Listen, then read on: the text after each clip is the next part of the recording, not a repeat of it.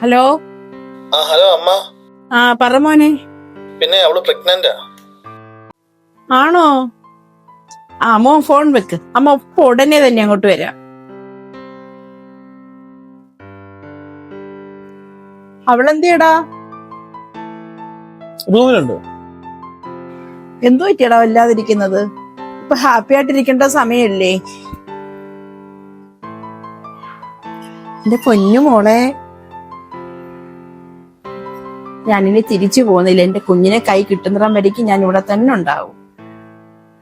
ഞങ്ങൾക്ക് ഈ കുഞ്ഞിനെ വേണ്ട, ഞങ്ങൾ അബോർട്ട് ചെയ്യാൻ പോവാ.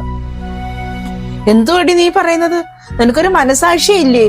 മനസാക്ഷി ഉള്ളതുകൊണ്ടാ ഞങ്ങൾ ഈ തീരുമാനത്തിൽ എത്തിയത്.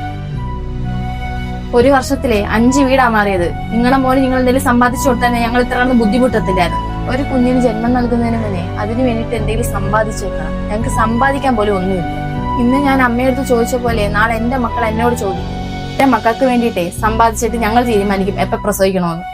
വളർത്താൻ വന്നേക്കുന്നു, എന്നെ ആരും ഉപദേശിക്കണ്ട. കുഞ്ഞിനെ വളർത്താൻ ഒരു നിവർത്തിയില്ല, ഉപദേശിക്കാനറിയാം.